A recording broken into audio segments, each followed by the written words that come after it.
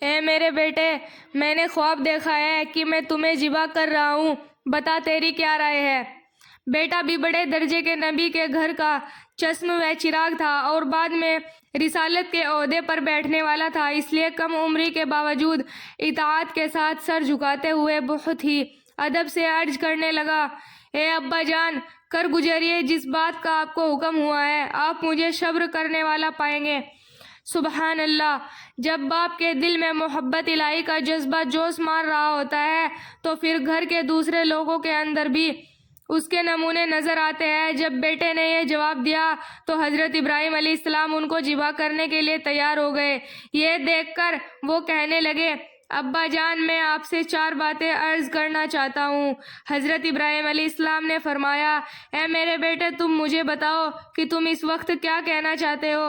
عرض کیا، ابا جان، پہلی بات تو یہ کہنا چاہتا ہوں کہ آپ چھری کو اچھی طرح تیز کر لیجئے، ایسا نہ ہو کہ چھری کھنڈی ہو اور مجھے ذبح کرنے میں بہت زیادہ وقت لگ جائے۔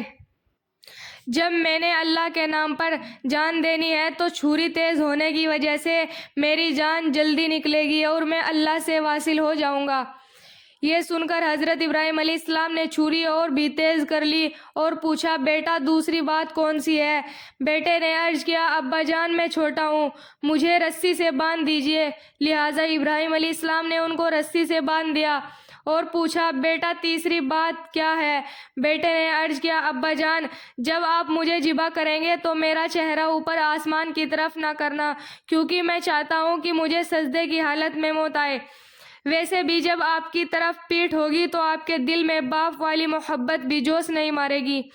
حضرت ابراہیم علیہ السلام نے فرمایا، بیٹا، میں یہ بھی کر دوں گا، آپ اور کیا بات کہنا چاہتے ہو؟ عرض کیا، ابا جان، جب آپ مجھے ذبح کر چکے تو آپ میرے کپڑے میری والدہ کو دکھا دینا اور کہنا کہ آپ کا بیٹا اللہ کے نام پر کامیاب ہو گیا۔ حضرت اسماعیل علیہ السلام کی چوتھی بات پر حضرت ابراہیم علیہ السلام رو پڑے اور اللہ رب العزت سے فریاد کی کہ اے اللہ، اپنے بڑھاپے میں اولاد دی اور جب اس معصوم بچے کی قربانی مانگتے ہیں، اے اللہ، اپنے خلیل پر رحم فرما اور اس بچے پر بھی جو قربانی کے لیے تیار ہے۔ پھر حضرت ابراہیم علیہ السلام نے حضرت اسماعیل علیہ السلام سے کو اوندے منہ لٹا کر ان کے گلے پر چھری رکھ دی۔ وہ ان کو ذبح کرنا چاہتے تھے مگر چھری ان کو ذبح نہیں کرتی تھی۔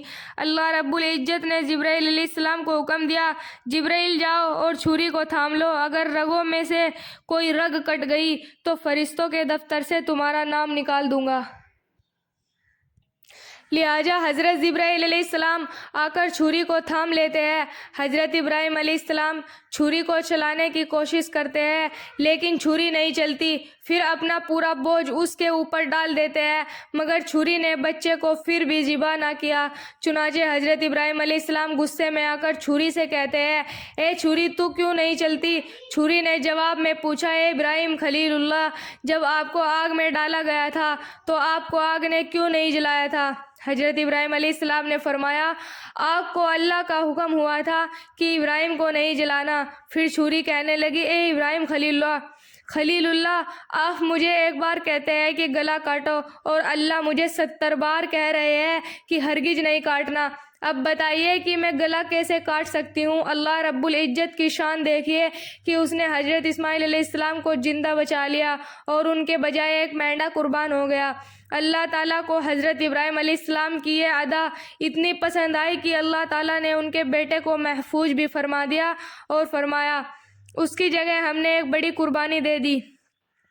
مفسرین نے لکھا ہے کہ اللہ تعالیٰ نے عظیم کا لفظ اس لیے ارشاد فرمایا کہ حضرت اسماعیل علیہ السلام کی پیشانی میں 2 نبوتوں کا نور تھا، ایک اپنی نبوت کا اور ایک سیدنا رسول اللہ صلی اللہ علیہ وسلم کی نبوت کا۔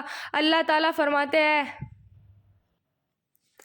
بے شک یہ بہت بڑی آزمائش تھی۔ پھر فرمایا، اے ابراہیم، تجھ پر سلامتی ہو، یعنی اے ابراہیم، تجھے شاباش ہو، ابراہیم، تو جیتا رہے کہ تو نے ایسی قربانی کر کے دکھائی۔ اللہ رب العزت نے اپنے خلیل کی اتنی حوصلہ افزائی فرمائی کہ اور ہم نے آنے والے سے اس عمل کو جاری کر دیا، یعنی اے ابراہیم، ہمیں تیرا یہ عمل اتنا پسند آیا کہ ہم تیرے اس عمل کو قیامت تک سنت بنا کر جاری کر دیں گے۔ دیکھے جو عشق حقیقی میں کامیاب ہوتے ہیں اللہ رب العزت کی طرف سے ان کو یوں عزتیں ملتی ہے۔ آج بھی ایمان والوں کی زندگیوں میں محبت الہی کے آثار نظر آتے ہیں۔ کتنی مائیں ہیں جو آج بھی اپنے بیٹوں کو دین اسلام کی قربان سر بلندی کے لیے میدان جہاد میں بھیجتی ہے اور کہتی ہے کہ جائیے اور اپنی جان قربان کر دیجیے۔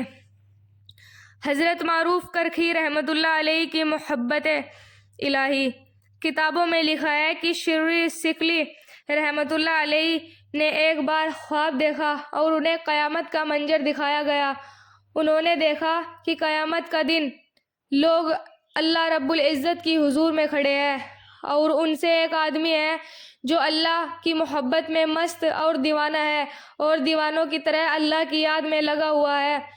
پوچھا گیا کہ یہ کون ہے تو اللہ رب العزت نے فرمایا، اہل کہف یہاں کھڑے ہونے والے لوگ، تم اس بندے کو حیران ہو کر دیکھ رہے ہو، یہ میرا بندہ معروف کرکھی ہے، اس پر میری محبت کا جذبہ طاری ہے، اس کو اس وقت تک سکون نہیں ملے گا جب تک میرا دیدار نہیں کر لے گا، لہٰذا اللہ رب العزت ان کو اپنا دیدار عطا فرمائیں گے، تب ان کے جسم میں سکون ہوگا۔ بھائیو بہنوں، ہمارے چینل کو سبسکرائب کریں، ویڈیو کو لائک کریں، شیئر کریں۔